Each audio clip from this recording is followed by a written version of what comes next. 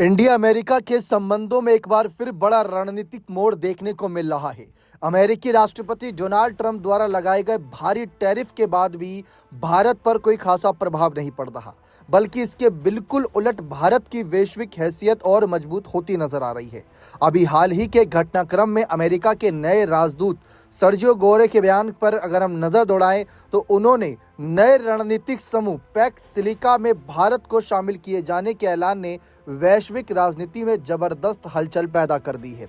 Donald Trump लंबे वक्त से ये मानते रहे कि जिस तरह यूरोप के बड़े बड़े दिग्गज नेता अमेरिकी जाकर टैरिफ और ट्रेड डील पर बातचीत करते हैं, ठीक उसी प्रकार भारत भी दबाव में आएगा। लेकिन 50% तक टैरिफ लागू करने के बावजूद भारत ने ना तो सार्वजनिक तौर पर कोई प्रतिक्रिया दी और ना ही किसी तरीके की कोई जल्दबाजी दिखाई।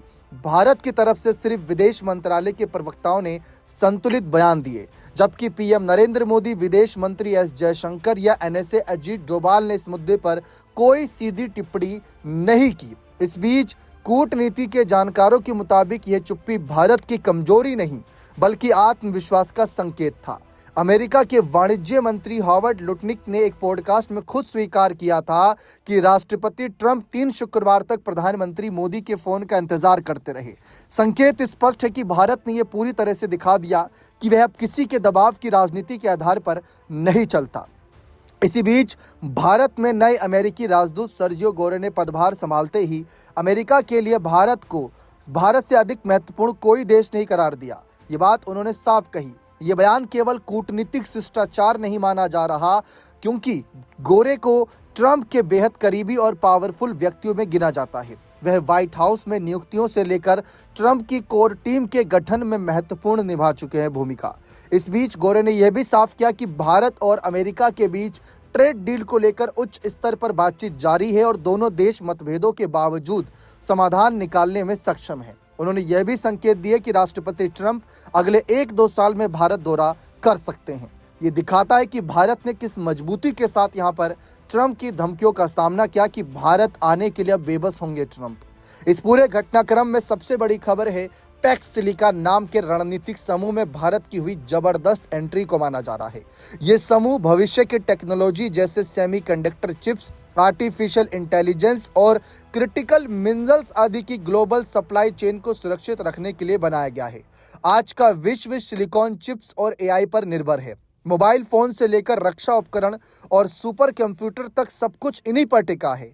वहीं रेयर अर्थ और क्रिटिकल मिनरल्स की सप्लाई पर चीन का बड़ा दबदबा माना जाता है।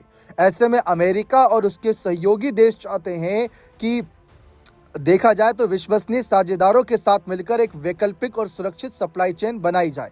भारत तेजी से सेमीकंडक्टर मैन्युफैक्चरिंग, एआई रिसर्च और हाई टेक इंडस्ट्री में निवेश कर रहा है। 140 करोड़ से अधिक आबादी वाला भारत न केवल बड़ा बाजार है बल्कि भविष्य का एक तरह से मैन्युफैक्चरिंग हब भी माना जा रहा है।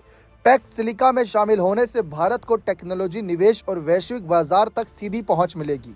बता दें कि समूह में पहले से जापान, दक्षिण Korea, Britain, Netherland, Israel, UAE, Australia और सिंगापुर जैसे देश शामिल हैं। इन देशों के पास टेक्नोलॉजी, रिसर्च और मिनरल्स का मजबूत नेटवर्क है। भारत का जुड़ना इस समूह को और संतुलित बनाने का काम करेगा। इसे लेकर विशेषज्ञों का मानना है कि पैक्स सिलिका का एक बड़ा उद्देश्य चीन पर निर्भरता कम करना भी है।